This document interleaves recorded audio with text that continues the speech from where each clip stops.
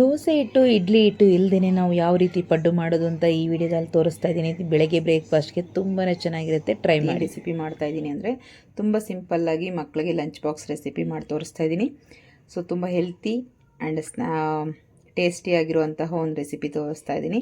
ಮಕ್ಕಳಿಗಂತೂ ತುಂಬಾ ಇಷ್ಟ ಆಗುತ್ತೆ. ಹಾಗೆ ಮಕ್ಕಳಿಗೆ ಈ ರೀತಿ ಮಾಡಿಕೊಟ್ರೆ ಹೆಲ್ತಿ ಫುಡ್ ಆಗಿರುತ್ತೆ. ಇದರಲ್ಲಿ ಎಲ್ಲ ನಾವು ಹೆಲ್ತಿಗೆ ಬೆನಿಫಿಟ್ಸ್ ಇರೋವಂಥದ್ದನ್ನೇ ಹಾಕಿ ಮಾಡುವಂತಹ ರೆಸಿಪಿ ಆಗಿರುತ್ತೆ. ಇದು ತುಂಬಾ ಚೆನ್ನಾಗಿರುತ್ತೆ. ಹಾಗೆ ನನ್ನ ಚಾನಲ್ನ ಸಬ್ಸ್ಕ್ರೈಬ್ ಮಾಡದೆ ನೋಡ್ತಾ ಇದ್ದರೆ ಪ್ಲೀಸ್ ಸಬ್ಸ್ಕ್ರೈಬ್ ಮಾಡ್ಕೊಳ್ಳಿ. ಹಾಗೆ ಒಂದು ಲೈಕ್ ಮಾಡಿ, ಶೇರ್ ಮಾಡಿ, ಕಮೆಂಟ್ ಮಾಡಿ. ಮಾಡೋದು ಹೇಗೆ ಅಂತ ನೋಡೋಣ ಬನ್ನಿ. ಈ ರೆಸಿಪಿ ಬಂದುಬಿಟ್ಟು ಕಾರ್ನ್ ಪನ್ನೀರ್ ಪಡ್ಡು ಅಂತ ಹೇಳಿ ತುಂಬಾ ಚೆನ್ನಾಗಿರುತ್ತೆ. ಈಗ ಮಾಡೋದು ನೋಡೋಣ. ನಾನು ಇಲ್ಲಿ ಒಂದು ಕಾರ್ನ್ ತೊಗೊಂಡಿದ್ದೀನಿ, ಹಾಗೆ ಪನ್ನೀರ್ನ ಕೂಡ ತೊಗೊಂಡಿದ್ದೀನಿ. ತುಂಬಾ ಈಸಿಯಾಗಿ ತುಂಬ ಟೇಸ್ಟಿಯಾಗಿ ಮಾಡ್ಕೋಬೋದು. ಇದನ್ನು ಸಿಪ್ಪೆನ ತೆಗೆದುಬಿಟ್ಟು ನಾವು ಕಾಳುಗಳನ್ನ ಬಿಡಿಸ್ಕೊಳ್ಳೋಣ. ಇದು ನೀಟಾಗಿ ತೆಗೆದುಕೊಂಡ್ಬಿಡೋಣ. ತುಂಬ ಚೆನ್ನಾಗಿರುತ್ತೆ, ತುಂಬ ಸಿಂಪಲ್ಲಾಗಿರುತ್ತೆ. ಎಲ್ಲ ರೆಡಿ ಮಾಡಿ ಇಟ್ಕೊಂಡ್ಬಿಟ್ರೆ ಒಂದು 5 ನಿಮಿಷಕ್ಕೆ ಮಾಡ್ಕೊಂಡ್ಬಿಡ್ಬೋದು. ಈ ಥರ ಎಲ್ಲ ತೆಕ್ಕೊಂಬಿಡೋಣ. ಎಷ್ಟು ಫ್ರೆಶ್ ಆಗಿ, ಹಳ್ಳಿಗಳಲ್ಲಾದರೂ ಸೀಸನ್ಗೆ ಮಾತ್ರ ಸಿಗುತ್ತೆ, ಬಟ್ ಸಿಟಿಯಲ್ಲಿ ಯಾವಾಗ ಬೇಕು ಆವಾಗ ಸಿಗುತ್ತೆ. ಅದಕ್ಕೆ ಸೀಸನ್ನೇ ಬೇಕಾಗಿಲ್ಲ. ಕಾರ್ನ್ ಸಿಗೋದಕ್ಕೆ, ಮಾವಿನಕಾಯಿ ಸಿಗೋದಕ್ಕೆ ಯಾವಾಗ ಬೇಕಾದರೆ ಸಿಗುತ್ತೆ. ಈ ಕಾರ್ನ್ ಎಲ್ಲ ನಾವು ಕಟ್ ಮಾಡ್ಕೊಂಡು ತೆಕ್ಕೊಳ್ಳೋಣ. ಓಪ್ಸ್, ಈ ರೀತಿ ಎಲ್ಲದನ್ನು ಈ ರೀತಿ ತೆಕ್ಕೊಂಬಿಡೋಣ. ನೋಡಿ, ಈ ಥರ ಬಿಡಿಸ್ಕೊಂಡು ಕೂತ್ಕೊಂಡ್ರೆ ತುಂಬ ಲೇಟ್ ಆಗುತ್ತೆ. ಬಿಡಿಸ್ಕೊಂಡು ಕೂತ್ಕೊಳ್ಳೋಕ್ಕಾಗಲ್ಲ. ಸೊ ಈ ರೀತಿ ಕಟ್ ಮಾಡ್ಕೊಂಬಿಡೋಣ. ನೋಡಿ, ಈ ರೀತಿ. ಈಗ ನೋಡಿ, ಎಲ್ಲದನ್ನು ಈ ರೀತಿ ಎಲ್ಲ ಕಟ್ ಮಾಡಿ ತೆಕ್ಕೊಂಡಿದ್ದಾಯಿತು. ಈಗ ಇದು ಸೈಡಿಗೆ ಇಟ್ಕೊಳ್ಳೋಣ. ಈಗ ನಾನು ನೋಡಿ, ಒಂದು ಕ್ಯಾಪ್ಸಿಕಮ್ಮು, ಒಂದು 4 ಹಸಿಮೆಣಸಿನ್ಕಾಯಿ, ಹಾಗೆ ಸ್ವಲ್ಪ ಕೊತ್ತಂಬರಿ ಸೊಪ್ಪು, ಒಂದು ಈರುಳ್ಳಿ, ಒಂದು ಕ್ಯಾರೆಟು, ಹಾಗೆ ಪನ್ನೀರ್ ತೊಗೊಂಡಿದ್ದೀನಿ. ಇದನ್ನು ಕಟ್ ಮಾಡ್ಕೊಂಡು ಇಟ್ಕೊಳ್ಳೋಣ. ಹಾಗೆ ಕ್ಯಾಪ್ಸಿಕಮ್ಮು ಅಷ್ಟೇ ತುಂಬ ಚಿಕ್ಕದಾಗಿರಬೇಕು, ಆ ರೀತಿ ಕಟ್ ಮಾಡ್ಕೋಬೇಕು. ಹೀಗೆ ನೋಡಿಕೊಂಡು ಸೇರಿಸ್ಕೊಳ್ಳಿ. ಎಷ್ಟು ಮಾಡ್ತಾ ಇದ್ದೀರಾ ಅಂತ ಅದಕ್ಕೆ ತಕ್ಕನಾಗಿ ನೀವು ವೆಜಿಟೇಬಲ್ಸ್ನ ಸೇರಿಸ್ಕೋಬೇಕು.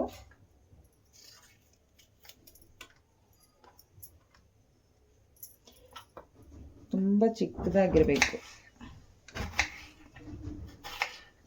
ನೋಡಿ, ನಾನು ನಿಮಗೆ ಸ್ವಲ್ಪ ತೋರಿಸ್ತೀನಿ ಎಷ್ಟು ಚಿಕ್ಕದಾಗಿರಬೇಕು ಅಂತ. ಇಷ್ಟಿರಬೇಕು. ಇಷ್ಟಿದ್ರೆ ಸಾಕಾಗುತ್ತೆ. ಇಷ್ಟು ಸಣ್ಣಕ್ಕೆ ಕಟ್ ಮಾಡ್ಕೋಬೇಕು. ಈ ರೀತಿ ಕಟ್ ಮಾಡಿ ಇಟ್ಕೋತೀನಿ ಫಸ್ಟು. ಈಗ ಆನಿಯನ್ ಕೂಡ ಅಷ್ಟೇ ನಾವು ಸ್ವಲ್ಪ ಚಿಕ್ಕದಾಗಿ ಕಟ್ ಮಾಡ್ಕೋಬೇಕು. ನಾವು ಕ್ಯಾಪ್ಸಿಕಮ್ ಯಾವ ರೀತಿ ಕಟ್ ಮಾಡ್ಕೊಂಡಿದ್ದೀವಿ ಸ್ವಲ್ಪ ಹಾಗೇ ಕಟ್ ಮಾಡ್ಕೋಬೇಕು. ತುಂಬ ಚಿಕ್ಕದಾಗಿ ಕಟ್ ಮಾಡ್ಕೋಬೇಕು.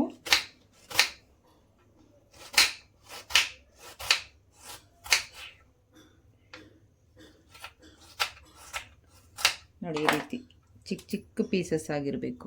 ಹೀಗೆ ಕಟ್ ಮಾಡ್ಕೊಳ್ಳೋಣ. ಈಗ ನೋಡಿ, ಇದೆಲ್ಲ ಕಟ್ ಮಾಡಿ ಇಟ್ಕೊಂಡಿದ್ದೀನಿ. ಕ್ಯಾರೆಟು ಈ ರೀತಿ ಚಿಕ್ಕದಾಗಿ ಕಟ್ ಮಾಡ್ಕೋಬೇಕು. ಕಾಣಿಸ್ತಾ ಇದೆಯಲ್ಲ, ಇಷ್ಟೇ ಚಿಕ್ಕದಾಗಿ. ಕೊತ್ತಂಬರಿ ಸೊಪ್ಪು, ಹಾಗೆ ಚಿಲ್ಲಿ, ಇದೆಲ್ಲ ಕಟ್ ಮಾಡಿ ಇಟ್ಕೊಂಡಿದ್ದೀನಿ. ಪನ್ನೀರ್ನ ನಾವು ತುರಿದು ಇಟ್ಕೊಳ್ಳೋಣ. ಇದನ್ನು ಕಟ್ ಮಾಡೋದು ಬೇಡ, ತುರಿದ್ಬಿಟ್ಟು ತೊಗೊಳ್ಳೋಣ. ಈಗ ಪನ್ನೀರ್ನ ಕೂಡ ನಾನು ಈ ರೀತಿ ತುರ್ಕೊಂಡಿದ್ದೀನಿ ನೋಡಿ, ಈ ರೀತಿ. ಅದನ್ನು ಕೂಡ ನಾವು ಒಂದು ಪ್ಲೇಟಲ್ಲಿ ಹಾಕ್ಕೊಳ್ಳೋಣ. ಈಗ ಈ ಕಾರ್ನ್ ಇದೆಯಲ್ಲ, ಇದನ್ನು ಸ್ವಲ್ಪ ಮಿಕ್ಸಿ ಮಾಡ್ಕೋಬೇಕು. ಇದನ್ನು ಮಿಕ್ಸಿ ಮಾಡ್ಕೊಳ್ಳೋಣ.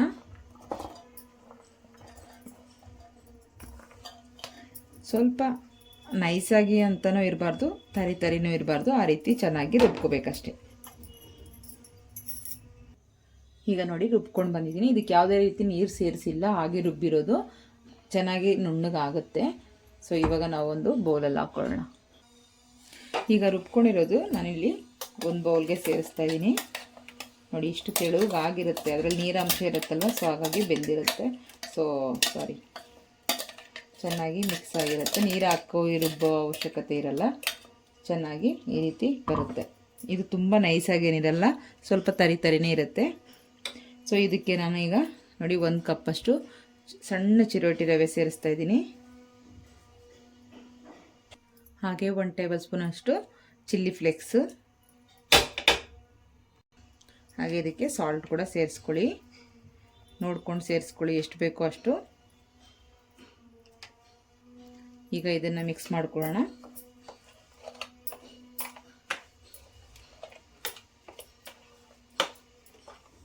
ರವೆ ಫುಲ್ ಅದರಲ್ಲಿ ಚೆನ್ನಾಗಿ ಮಿಕ್ಸ್ ಮಾಡಿಬಿಡೋಣ ಫಸ್ಟು. ಈಗ ನಾವು ಏನು ಕಟ್ ಮಾಡಿ ಇಟ್ಕೊಂಡಿದ್ದೀವಲ್ವ, ಸೊ ಇದನ್ನು ಸೇರಿಸ್ಕೊಳ್ಳೋಣ. ನೋಡಿ, ಚಿಲ್ಲಿ ಎಲ್ಲ ಸೇರಿಸ್ತಾ ಇದ್ದೀನಿ. ಕ್ಯಾರೆಟು, ಕೊತ್ತಂಬರಿ ಸೊಪ್ಪು, ಹಾಗೆ ಆನಿಯನ್ಸ್, ಹಾಗೆ ಪನ್ನೀರು.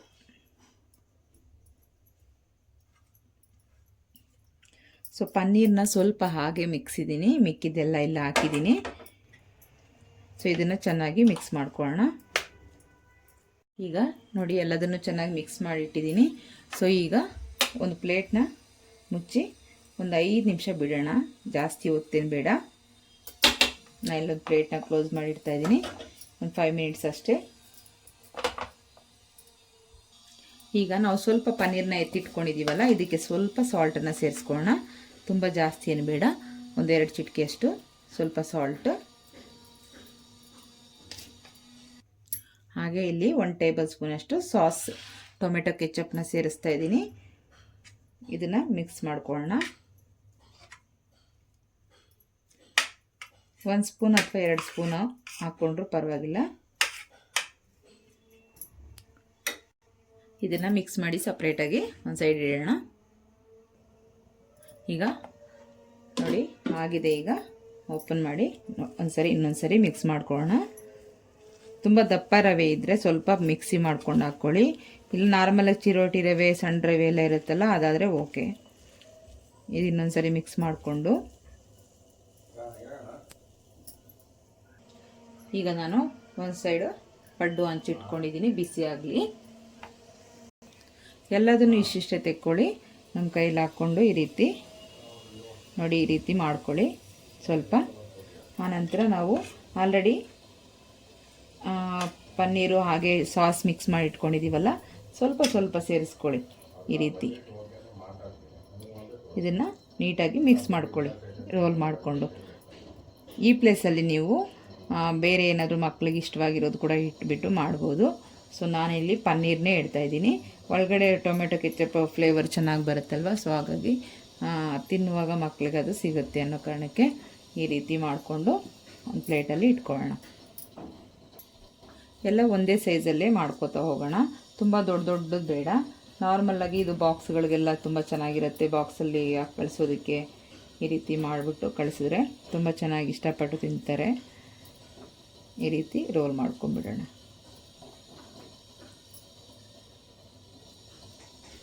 ಎಲ್ಲ ಒಂದೇ ಸೈಜಲ್ಲೇ ಈ ರೀತಿ ಮಾಡ್ಕೋತಾ ಹೋಗೋಣ.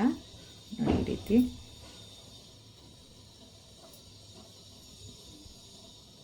ಇದೇ ಥರ ಎಲ್ಲದನ್ನು ಮಾಡ್ಕೊಳ್ಳೋಣ. ಈಗ ಎಲ್ಲ ರೆಡಿ ಮಾಡಿ ಇಟ್ಕೊಂಡಿದ್ದೀನಿ. ಈಗ ಇದಕ್ಕೆ ಸ್ವಲ್ಪ ಆಯಿಲ್ನ ಹಾಕ್ಕೊಳ್ಳೋಣ.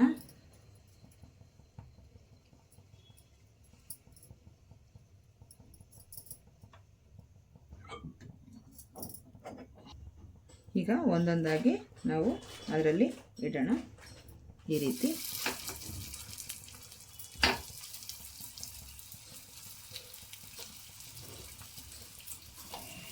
ಎಲ್ಲದರಲ್ಲೂ ಕರೆಕ್ಟಾಗಿ ಆಗೋ ಥರ ನಾವು ಮಾಡಿಟ್ಕೋಬೇಕು ಉಂಡೆಗಳನ್ನ. ತುಂಬ ದೊಡ್ಡದು ಮಾಡ್ಕೋಬಾರ್ದು. ನಾನು ಕೆಲವೊಂದರಲ್ಲಿ ಇಲ್ಲಿ ದೊಡ್ಡದು ಆಗಿದೆ ನೋಡಿ. ಈ ರೀತಿ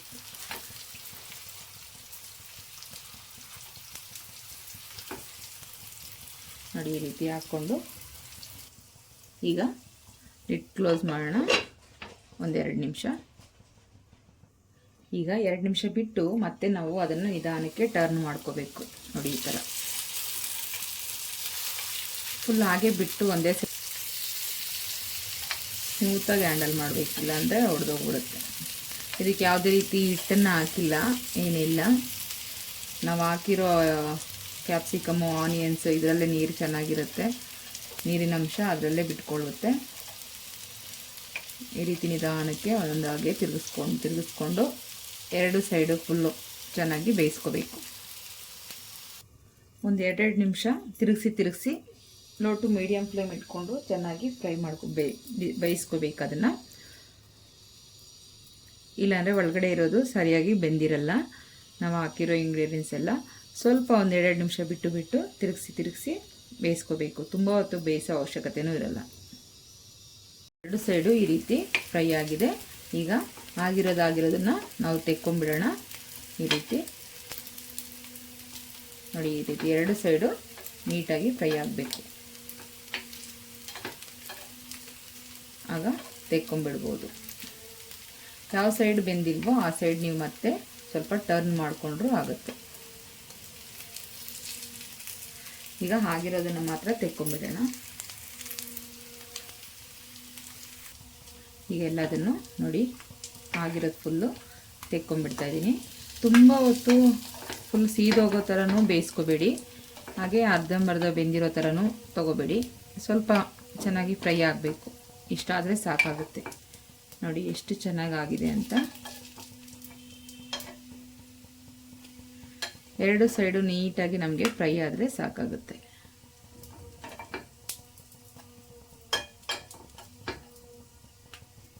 ಈ ಥರ. ಈಗ ಇನ್ನೊಂದು ರೌಂಡ್ ಕೂಡ ನಾವು ಹಾಕ್ಕೊಂಡು ಹೋಗೋಣ.